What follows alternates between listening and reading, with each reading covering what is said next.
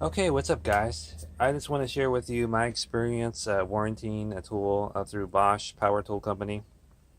Anyway, I was having trouble with my Bosch PS22, my little pocket driver. I did a review on it and blah blah blah, and I was having trouble with it. The clutch was starting to lock up. Like you couldn't change the settings. You couldn't go to drill setting, and you couldn't go from drill to clutch setting. It just would lock up now and then, or then it was starting to get worse, and it would happen at the worst time. So I was like, I should warranty this before the warranty runs out because I'm getting close to that. So I was like, I did the warranty process. They were pretty easy. They were really nice. They sent you email you the shipping labels and all that stuff. It went to their Anaheim repair facility.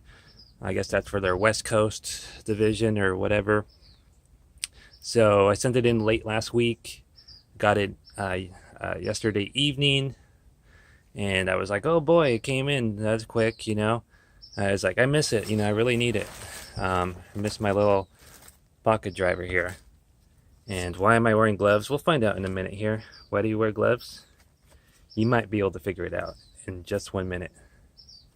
So I got the paperwork here. It basically says they changed this whole front assembly, the clutch assembly here, the gear assembly.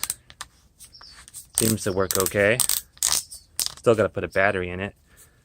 I'm kind of scared to use this now. So it looks like they did, a decent job. It was like kind of dirty and dusty. I was like, okay.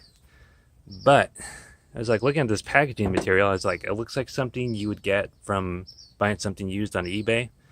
And it's just like we have 4 different types of packaging material here, and I thought, oh, that's kind of weird, for a company like Bosch to pack something like this. So we have this, like, looks like Amazon packaging material. These are the bubble packets. They're all deflated. They're all like, they're all deflated. There's not one that has air in them. I'm not joking. And I was like, they're all kind of really dirty and stuff. It seems like this stuff they dug out of the trash. And then we got 4 different types. We got this. This is still kind of has some bubbles in it and some air. Got some paper. And I was like, okay. So I'm like, moving stuff around. I was like, is there anything else at the bottom or whatever? Moving the stuff around. I was like, then I see this. I'm like, what is that? First thought in my head is like, is that poop? I mean, is that poop? Is that vomit? Because I was like, I'm not joking, guys. This packaging material seems like it all came out of the trash. I mean, there's not. There might be one that has air in it. I don't know, but they're all deflated. There's a little paper there, just like, it's for a professional company like Bosch to pack something this way and then send you something with a possible biohazard on it. Like that looks like poop. I don't know, guys. You want to smell that? Because I'm not putting my nose on that. Is that vomit? What is that? So that's why I wear gloves. That's where you wear gloves, kids. It looks kind of nutty. I don't know, guys. What do you think?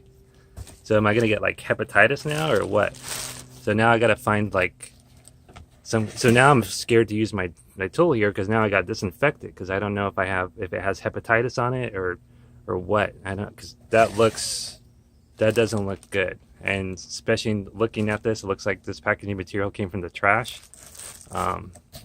It's all really dirty and stuff. I was like, that's messed up. So I don't know, Bosch.